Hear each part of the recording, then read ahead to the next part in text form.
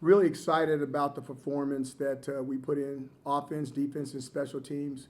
We sat in the hotel all day and watched teams that were favored by 20 and 21 points get into really, no, I'm serious. I'm not making this up. I'm serious. You give me that look.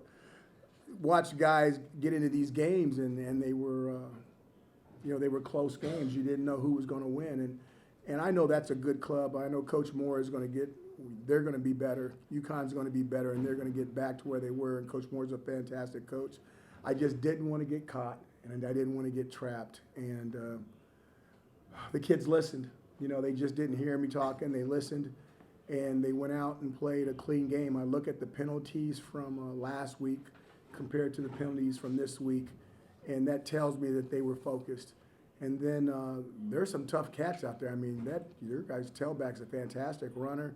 The offensive line, the UConn's offensive line was pushing us around, and it was an extremely physical game. But our guys, they didn't pack it in. They hit back, and it was a touch and go contest for a while. And then finally, luckily, we got away a little bit. I know this is a little bit longer, but that was. I'm interested to see what the training room is going to look like because I think it was an extremely physical game. If you guys were closer to the sidelines, I mean, there was some shots down there, and a lot of legal shots. Some shots guys thought were targeting and they weren't. But it really was a good old-fashioned, old-school football game with a lot of banging going on. So that's my opening statement, and I apologize if I'm long-winded. Normally, I'm short and brief. Questions? I don't know, this time you. I think you ran like 45 offensive plays in the first half. Did it feel like you were maybe getting back to a little bit of that orange is the new fast mentality that you came in with at all? If we were going to be orange is the new fast, we need to get like 56, 58 in the first half. But I thought we were at a better tempo than we've been in a very, very long time. Coach, you scored on your first 7 possessions. Can you just talk about the efficiency of your offense tonight? It sure didn't feel that way. We scored on the first 7. You're going to tell me you're sure, aren't you? Yep. That's extremely efficient, and really excited about that. And it just seemed like it was a game for a long period of time, and we had to keep playing until a certain spot in the fourth quarter where we felt like we could put some other guys in there. But I thought it was a very competitive contest for the most part. Can you talk a little bit about your pass game, what you saw this week leading up, and why you think it was so successful today? I thought that Schrader does a nice job of picking and choosing his targets. He's been extremely accurate this year, and his throwing percentages have been extremely high. We had some drops the first game, and I know that we had less drops this game, but for the most part, I think he's been good. And then anytime you have a quarterback with legs, UConn has a quarterback with legs. Anytime you have a quarterback with legs, every once in a while you may get that sack that's minus 20 or minus 25 with them running around, but a whole bunch of times you get a 3rd and 6 or a 3rd and 8 where everybody's covered, and you end up getting a first down just because the guy can run a little bit. And I think we saw that all day on TV if you were watching the games before we got here. Quarterbacks getting out of the pockets and getting first downs with their legs. I just think that that's where a lot of people are moving to now. We still like the traditional quarterbacks because we still have a traditional offense. But if a quarterback does have legs, it's always an advantage. Sticking with that, do you think that this is the best game Eric Schrader has played since he's come to SU? Oh, I got to go last week. I mean, last week Louisville game, he was Mozart. I mean, he was playing some music. I mean, the defense was fast and he did some things. I'm not taking anything from UConn, but just older athletes, different situation, more intense. But I think this is a good club, and it's going to grow up to be a good club. And unfortunately, I hope we're not on the schedule to come back too soon because they're going to be good. First game without Chris Elmore, how do you guys think you replicated him today? We're not going to replicate him. We're not going to do that. He's a valuable member of what we do, and we don't have anyone that can replace him. All I remember is a lot of guys getting yelled at for about 3 different jobs that Elmo would have did all those jobs and he wouldn't have got yelled at all. So we can't replace him.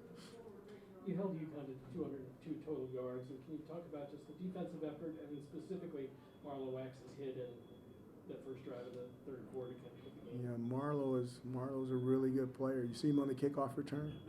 When he came in, he was like the second. His freshman year, we thought he was going to we didn't know who was better out of him and Tucker. Now, he's gained a lot of weight since then to play linebacker, but he's a really amazing athlete. And I was excited to see him on the kickoff return. I was disappointed that he didn't do more. But he's a really, really good player. We're lucky to have him. Emily, then back row. Gadsden, Jackson, and Pena all had over 40 receiving yards today. Do you feel like there's anyone in this receiving group who's starting to like distinguish themselves or stand out at all, or is it still pretty even? I think it's still pretty even, and it's all about the relationship with the quarterback. Whoever has the best relationship with the quarterback, those numbers will start to skew one way or another. But it has to do with who he likes. You know, we can call plays and stuff, but if he starts getting that okey doke type feeling with one that really get a feeling for him, that's the guy that's going to take off. Coach, you're 2-0 for the first time since 2018. What's the morale like within the coaching staff in addition to the players in the locker room? Really, almost a totally different coaching staff since 2018. I think there's only like one or two guys that are still the coaches that are still from that staff. I would, if you allow me, I'd like to take the question and change it to the players. I think the players are really focused. And again, I just go back to just watching them work out over the summer. I'm driving my car down the street, and there they are on the football field working out, and I'm going, okay, I think these guys are serious this year. And then they were there all the time. And I think that has to do with Garrett Schrader. It has to do with the senior leadership. And there's been things that have happened. I'm not going to get into them in great detail, but they're really working together. Now, as the season goes, you know, especially with the new virus, the transfer portal and things like that, it's whether we're going to stay together, La Familia Ohana, or whether we're going to start getting some selfish needs in between and people want to go do their own things. And hopefully, in a positive way, we'll stay together, because I think right now they've given themselves an opportunity to be something. We don't know what that something is yet, but right now they don't have a blemish on their record. Last two for coach. We'll start right here. Just talk a little bit about Andre coming back from this year. He had, in 2018, he had 3 field goals and 6 extra points against UConn. He had 2 field goals and 6 extra points against UConn today, and just to kind of bookmark those. Andre has recommitted himself to the old ways, and I love him for it. You know, he came in and did amazing things as a walk-on and got a scholarship right away and won the Lugos Award. And then, in my opinion, he kind of drifted away a little bit. Not from us physically, but kind of lost his way a little bit. And now he's back to old Andre.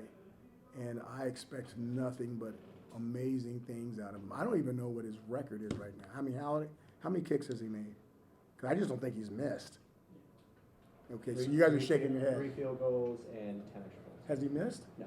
See, he's gone back to his old way of training, his old way of doing everything, back to his freshman year.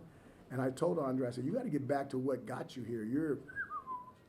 Get back to what got you here. And he's gone all the way back to the roots. And I just like everything about him right now. I think he's going to have an amazing year. Great question. Last question, Anthony. That Courtney Jackson touchdown, right where he's coming across, what did you see in that play, and kind of take me through what happened? Well, he kind of made his break, and I thought Schrader hit him right away, and then I saw 3 guys. I might be wrong. I'm getting a little bit up there. I saw 3 guys, 2 seemed like right by the goal line, and 1 guy a little bit deep, and I thought they were going to do one of those, bow, and we were going to have one of those Superman comic book smash, punch, bang type deals right on the goal line. But he just kind of made the turn, and they just kind of, and he went in. So I thought it was untouched, I believe, correct? So I was excited to see him do that, because he has the speed. He's one of our fastest receivers, so when he decides to catch and turn up, he can do it faster than anybody else. And it was really, really cool to see. All right? Thanks, coach. Thank you, guys.